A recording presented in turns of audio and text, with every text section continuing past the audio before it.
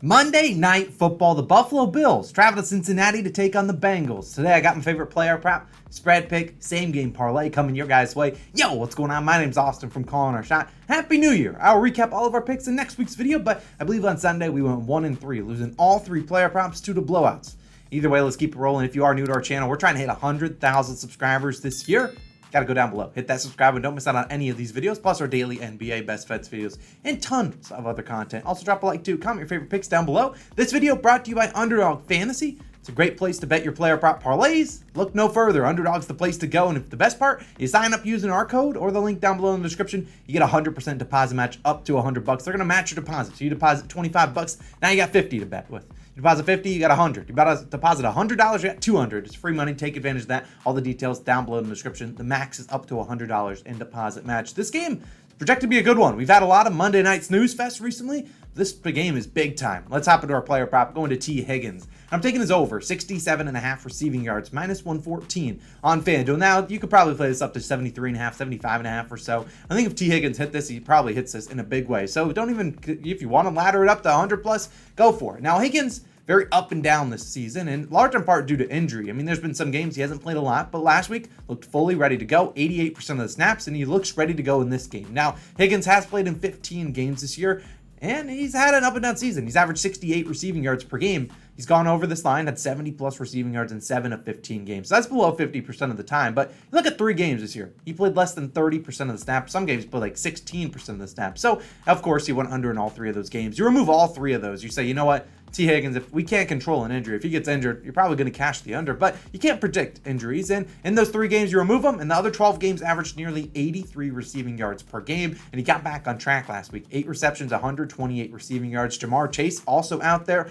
In the book, the Bills are going to have their hands full. They're going to have to decide which guy they want to cover. Imagine they put a little bit more coverage towards Chase, Joe Burrow's #1 guy, but look, if Higgins gets one-on-one coverage, you know Joe Burrow's not afraid to throw it up to him. He's obviously a tall guy that can go make those contested catches. Also, T. Higgins capable of hitting this over in just one play alone. That's the big play potential this guy has. And even if he doesn't have a big play, he's always a guy with chunk plays that get, 3, 4, 20-yard catches and easily hits this over.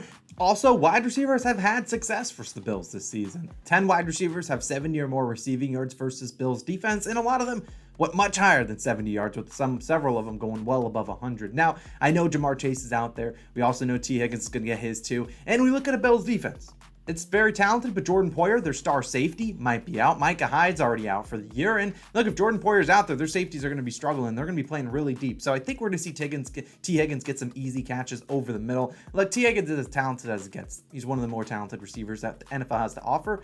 And we know the Bills on the other side of the field don't really like to chew clock a lot. So they're going to go out there, score some points. They're going to force the Bengals probably to have to throw some more. And Joe Mixon might still have a decent game on the ground, but we know this Bengals offense, especially at home, very pass happy against the Bills defense that might be down a couple corners, might be down their starting safeties to start the year. I just think T. Higgins is a pretty good game. He could bail us out with the late game, long catch. He's always capable of doing that. He'll get the air yards. He'll get the chances deep down the field. We just have to hope he connects on 1 or 2 of them. And even if he doesn't, he's always a guy capable, like I said, of getting 3 catches of 20 yards or more, and boom, he's already at this line. So he easily could get 5 or 6 receptions tonight. That should be enough for a big play guy like T. Higgins. So give me his over 67.5 receiving yards if you want to play it up to 73.5 or even ladder it.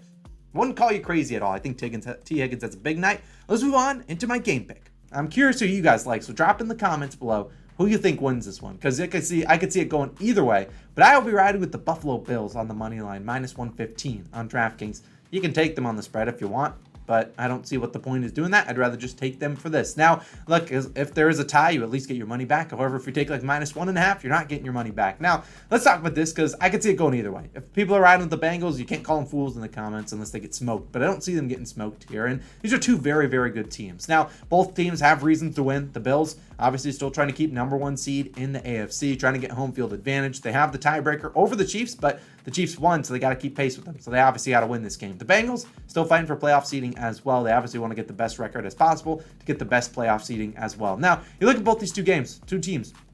Bills winners of 6 straight, Bengals winners of 7 straight. So there's really no like nitpicking things you can really do. Both these two teams are elite. But I think at the end of the day, I trust Josh Allen and his offensive line and his offense in general, but probably more so his defense. Now, both these two teams have suffered tons of injuries on their defense, but I like the linebackers for the Bills a little bit more in this one to probably bottle up Joe Mixon, and hopefully the cornerbacks can hold steady against Jamar Chase and T. Higgins. If they want to let T. Higgins go deep and catch a deep touchdown, look, I'll let it slide. But either way, I like the Bills a little bit. Both these two quarterbacks, Joe Burrow and Josh Allen, both coming off 2 interception games. Burrow has thrown an interception in 3 straight, and I just don't know. The Bills' defensive line still can rush the quarterback.